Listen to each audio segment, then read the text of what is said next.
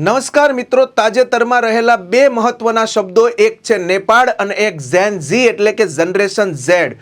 શું કામ? તો કે તાજેતરમાં નેપાળની અંદર જે કેપી શર્મા ઓલીની જે સરકાર હતી કે જેણે એક સોશિયલ મીડિયા દ્વારા એક એવો એક્ટ બહાર પાડવામાં આવ્યો કે જેના અંતર્ગત 26 જેટલી જે સોશિયલ મીડિયાની એપ્સ છે એટલે કે ફેસબુક છે, વોટ્સઅપ છે, ઇન્સ્ટાગ્રામ છે કે જેના ઉપર પ્રતિબંધ મૂકવામાં આવ્યો, જેના કારણે ત્યાંની જે જનરેશન ઝેડ છે એટલે કે જે 1997 થી 2012 સુધીમાં જન્મ થયેલા જે બાળકો છે કે જેને સ્માર્ટફોન સાથે પોતાનું બાળપણ વિતાવ્યું છે, એના ક્યાંક રાઇટ્સ છે એ છીનવાયા. એના કારણે એ લોકો પ્રોટેસ્ટ કરવા માટે, વિરોધ કરવા માટે કાઠમાંડુમાં ભેગા થાય છે. અને આ કાઠમાંડુની અંદર જે ગોળીબાર થયો સરકાર તરફથી, જેમાં 19 જેટલા લોકોના છે મૃત્યુ થાય છે અને હિંસાએ મોટું સ્વરૂપ ધારણ કર્યું, જેથી આને બ્લેક ડે મનાવવામાં આવ્યો. અને કેપી શર્મા ઓલીએ રાજીનામું આપ્યું છે, જેના લીધે તાજેતરમાં વચગાળાના નેપાળના પ્રથમ મહિલા વડાપ્રધાન તરીકે જેની નિમણૂક થઈ છે